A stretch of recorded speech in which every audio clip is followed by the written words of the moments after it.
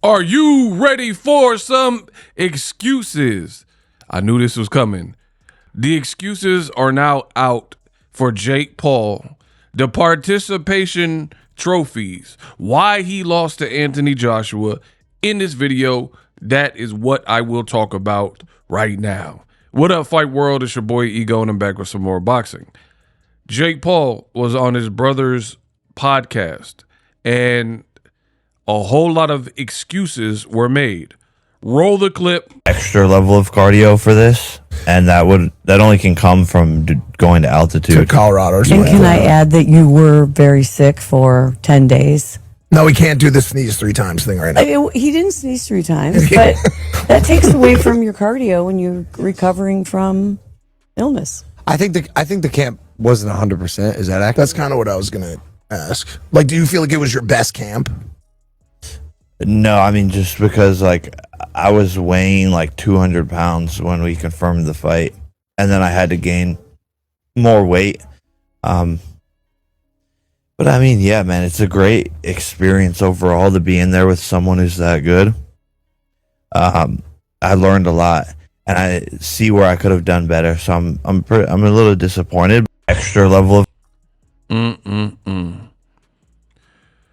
Man, oh man.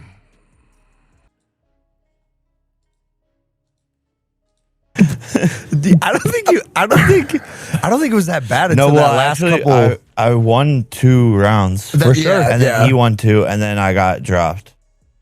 But yeah, I was doing good. I just think my cardio, just the mental pressure of the big guy and sparring the big people is different than the 10-ounce gloves. So I was feeling his power a lot more.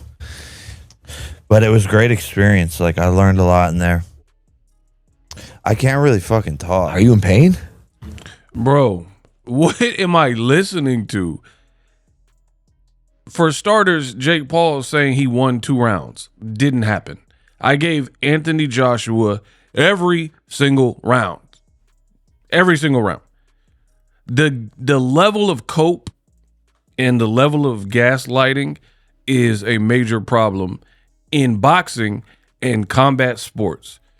You have people on this podcast who are telling him everything. Oh, you were doing good. No, you weren't. What did Jake Paul do?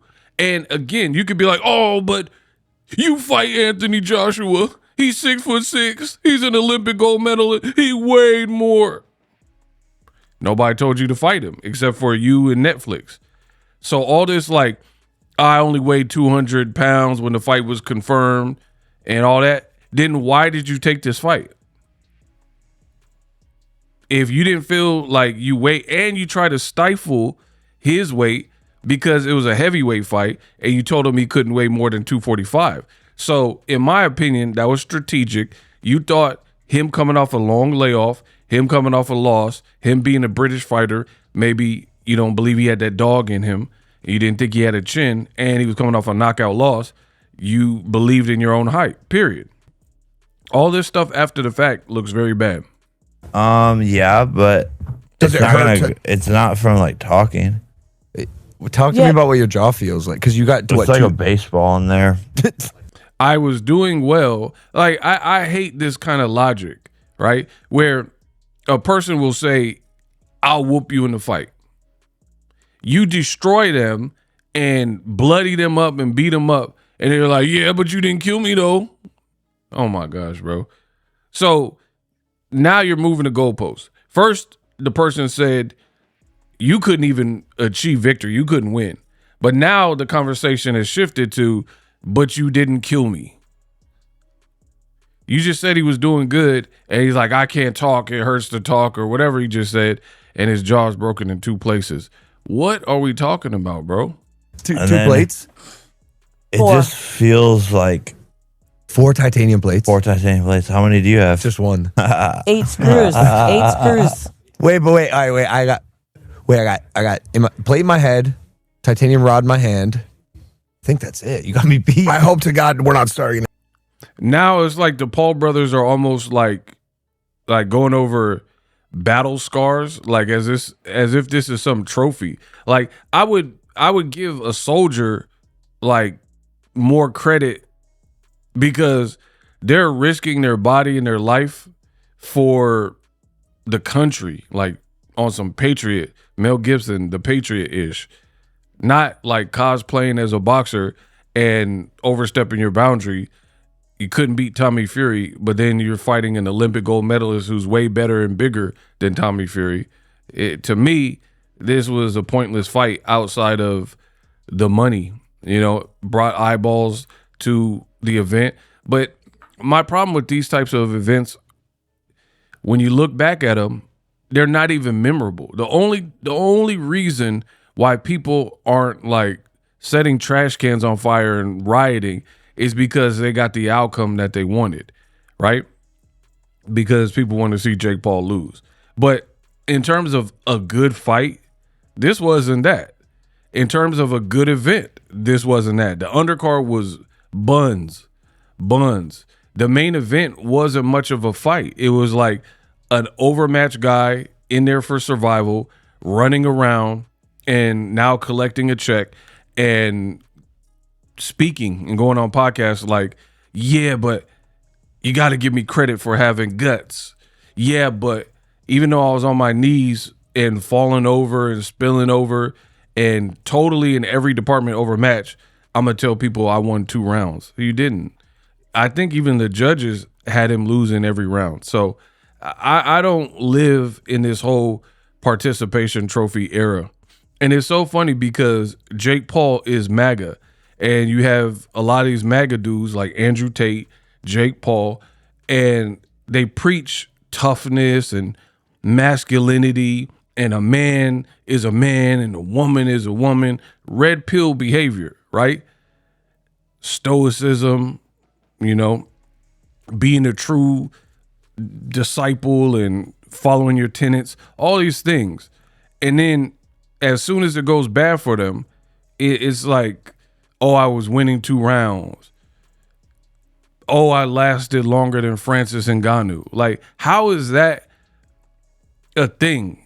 Like, can you imagine all of Gervonta Tank Davis's victims, like the people he knocked out, having discussions on a podcast like Frank Martin and Rolly, and they're like, man, but I lasted more rounds than you did.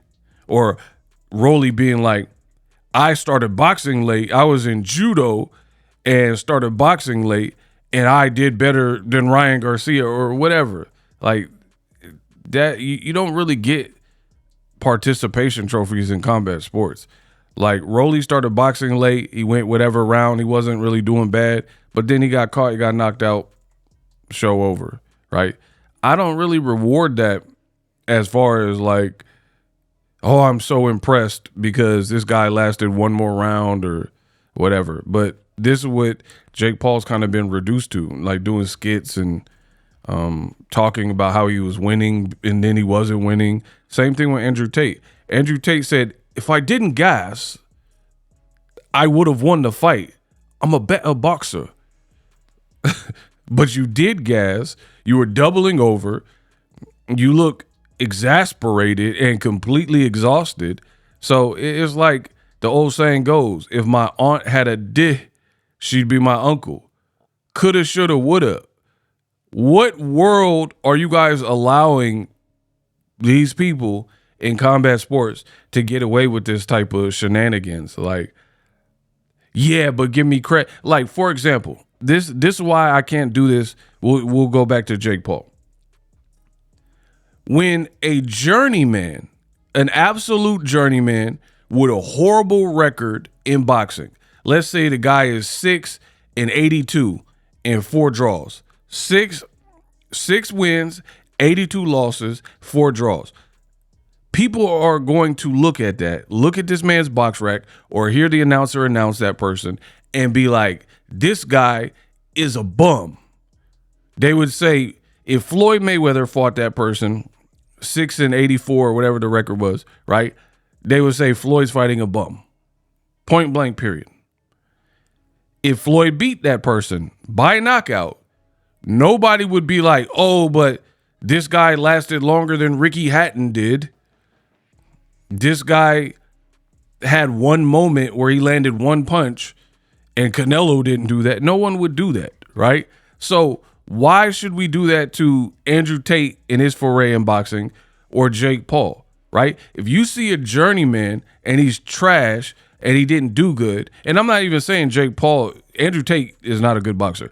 Jake Paul, he's a good boxer. Like, he's solid, but there's still a learning gap. But what I'm saying is, the point I'm making with this analogy, if you seen a journeyman step up and fight Mike Tyson, which happened, Mike Tyson fought like 19 to 20 something times in 1 year when he first turned pro. Nobody gave any of these people credit, knowing the reputation that a prime Mike Tyson had. Hi, it's me, Mike Tyson. Watch my fight with Peter McNeely on Cox Cable. I'm gonna beat him. I'm not a textbook fighter. I fight to win, totally to win, right? Mike Tyson fought like 19 to 20 something people that were overmatched and had no chance to really beat him, and he destroyed them. We didn't really give. I remember there's this one guy that Mike Tyson, I don't even know the dude's name because he's not like a factor, but there's this white boy, a white dude that Mike Tyson fought in that first year. He might have been Italian or something. He was like kind of like a big, burly, like kind of beefy white dude. And Tyson was hitting him with some ish. He was hitting him with that ism, and the dude was not going anywhere. And if memory serves correctly, I think he might have got knocked out. However, either he didn't get knocked out or it took a lot of battering for him to finally get knocked out. And I remember watching, because I actually had a Mike Tyson highlights tape. It was like an ESPN DVD back in the day, right? And I remember watching, I'm like, who's this dude? That dude was pretty tough, right? And then we just move on, right?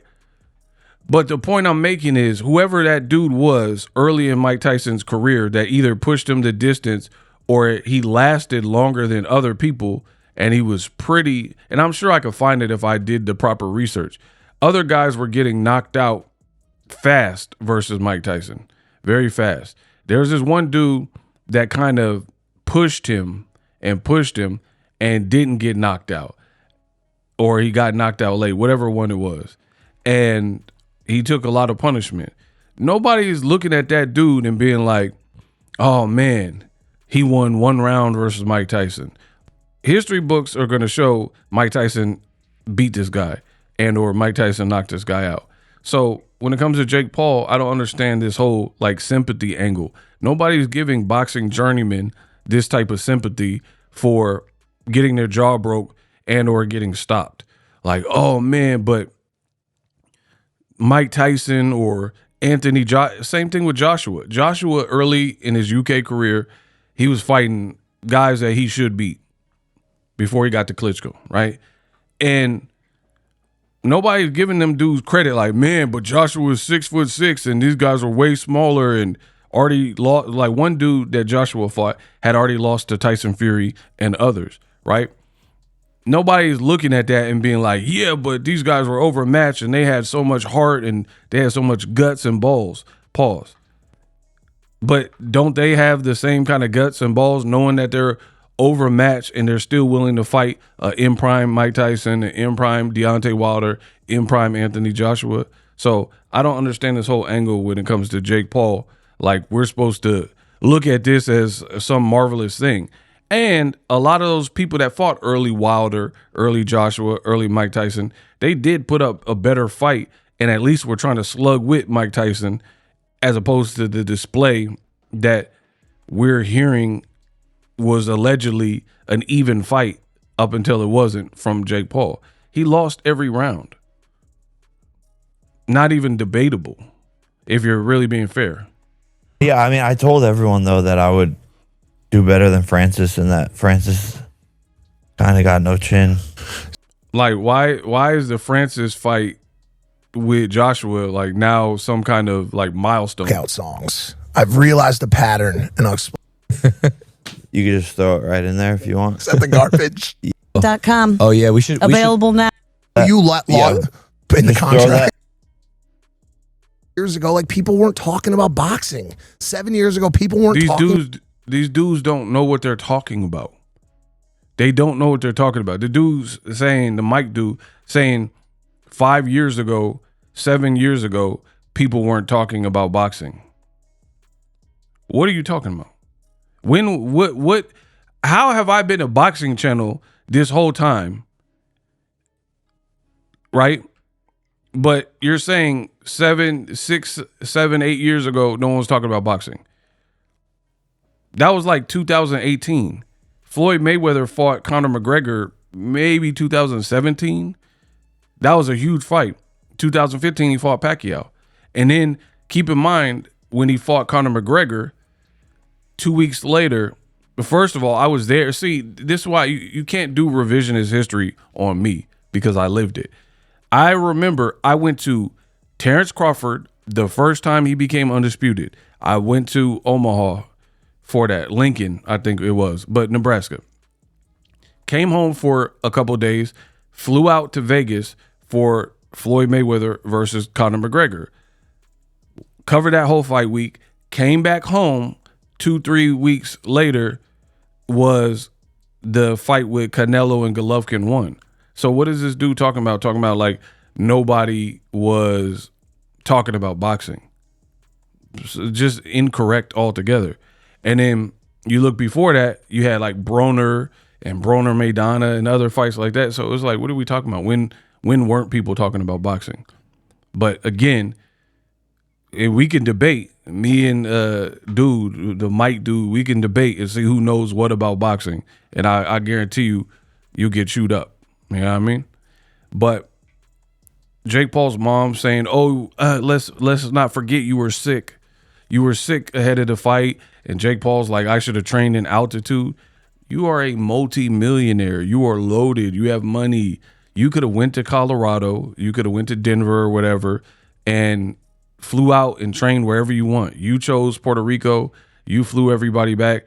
You're like, "Oh, but Joshua was bigger. I only weigh 200 pounds. Why would you fight someone 45 pounds bigger than you on last minute notice?" I don't give credit for that. I don't give credit for that because you can't allow greed to make the decision for you.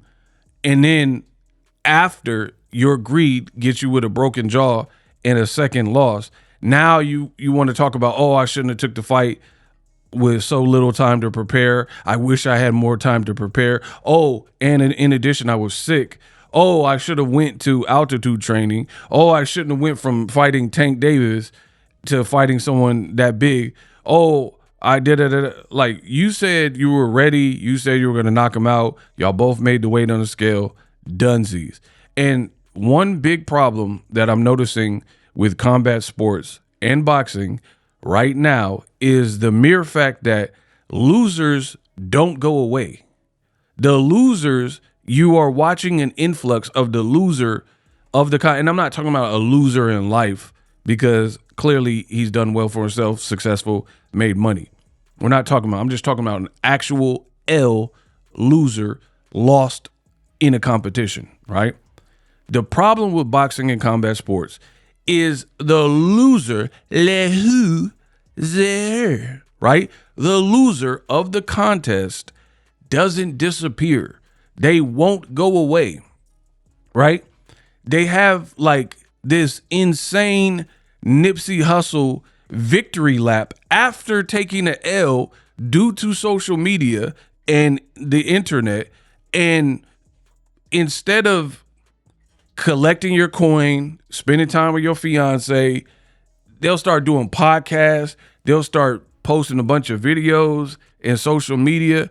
And it's like, where do they do that at? Like, back in the day, to lose, there was such honor in like winning and losing. Like, look at the Japanese culture, right? If you went out in a certain way, it would be deemed, like the samurai way, it would be deemed like dishonorable. Like, some people would like off and unalive themselves. Arikari, right? They would off themselves if they fought in a dishonorable way. You know, you have people that would lose a contest and be banished and exiled from the kingdom or whatever. They like couldn't show their face in the town hall or the town square or whatever, right? Because they took an L. Now in 2025, about to be 2026, you take an L and then you start over talking about it. Andrew Tate just looked horrible against a novice boxer, and he's doing 40-minute emergency meetings, and if I didn't get tired, I would have won. You could say that with anything. If I didn't flunk high school, I would have graduated. How about that? And I had graduated, by the way. That's not a real-time example. But if that's like a person saying, I would have got my diploma and walked if I had enough credits. I would have graduated if I passed all these classes required to graduate. But guess what? You didn't. So what are we talking about? So it is getting played out, distasteful, and very cumbersome to keep hearing people who lose in boxing or combat sports, and they don't just like chill out and go away and disappear. Like when Errol Spence had a very bad loss versus Terrence Crawford, shout out to my man EJ. He did what you're supposed to do. He collected that big purse he got, spent time with the fam, and ducked out and tucked off, and then like gradually like reemerged. Wilder too. I got to give credit to Wilder. Wilder will take some time to himself after his losses and then like reintegrate himself back into social media. You got a lot of people who aren't doing that. They're alpha males or whatever's going on. So they trying to show that I'm not hurt, I'm unbothered, I still went this, I made, and then it starts getting, the fans start clowning you, right? People are clowning you like, aha, you lost Jake Paul, aha, you lost Andrew Tate, oh my God, blah, blah, blah, right? And then their thin skin and egos, they'll start posting money pictures. Look, I'm on a PJ with money by me and guns. Or like Andrew Tate, well, I didn't need a fight. I have supercars and a Bugatti. Okay, you still lost to Chase Demore with pink gloves. What does a Bugatti got to do with that? Like, what are we talking about, bro? What has society come to where some of the oldest things like fisticuffs and fighting have now been reduced to I lost and convincingly lost, not like Pernell Whitaker where you got to draw and you really should have won, or other robberies throughout like boxing or combat sport where we know a person won but politics had them lose. I'm talking about people who clear cut lost, like no ifs, ands, or buts about it. And then now it's a bunch of excuses. And when it's a black fighter like Deontay Wilder, and he's like suits too heavy or whatever people were saying, people were like, oh, Wilder got all these excuses. Tyson Fury loses, right? Complexion for the protection to Usyk, and he's like, I didn't lose. I am the Gypsy King. I have never lost a fight from the man in his mother's womb. I will rise again. Like, what are you talking about, bro? Usyk cooked you. He almost knocked you out in the first fight. But then Tyson Fury be like, the judges got it wrong that I should have won 4 scores 7 years ago. Usyk, he cannot mess with me, bare knuckle me. Like, what is going on? Like, what is going on where people can't just take a loss? You took the fade, bro. You took the L.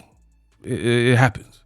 Tyson Fury, Edgar Berlanga, bro. He with the Spanish Puerto Rican Boricua Wepa. He with the Rough Riders doing a victory tour for losing. Where they do this at? Andrew Tate, Jake Paul, doing podcasts and like, oh, I was sick and my weight wasn't right. I should have trained in altitude. Then why, if you have all these insecurities and all these things that didn't go right in camp, then why were you touching Joshua's titty? Why were you playing with his pec and standing like this and taunting him and saying you're going to chin him and knock him out? If you knew deep down inside you didn't train at altitude, you switched from a smaller tank to a big behemoth, you only started camp at 200 pounds, you were sick, which is what your mama is saying.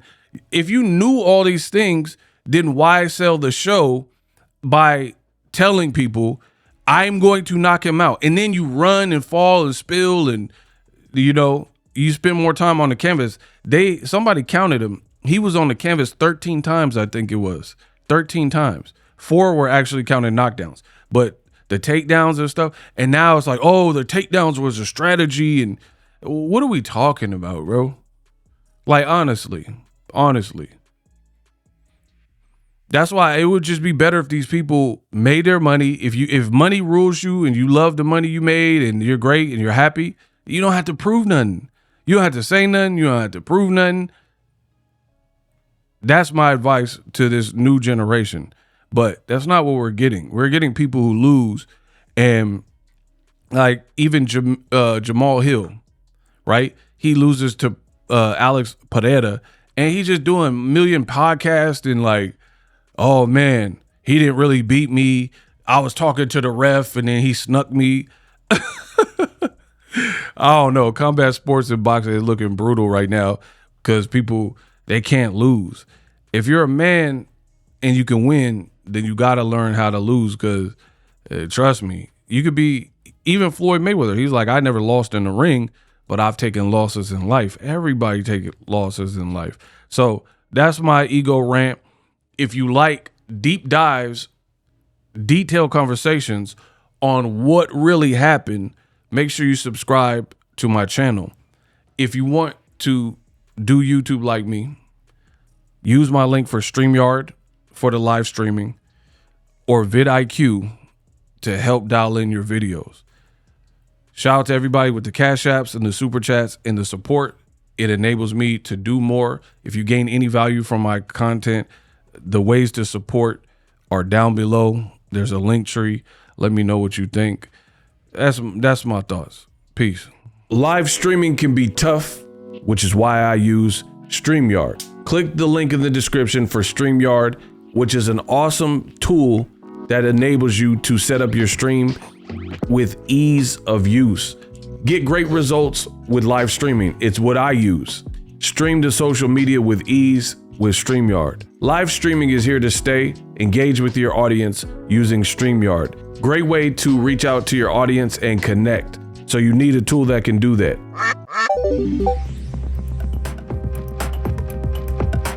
If you're new to YouTube and you're struggling to get views, one tool I can provide to you is TubeBuddy. I've been on YouTube over 10 years.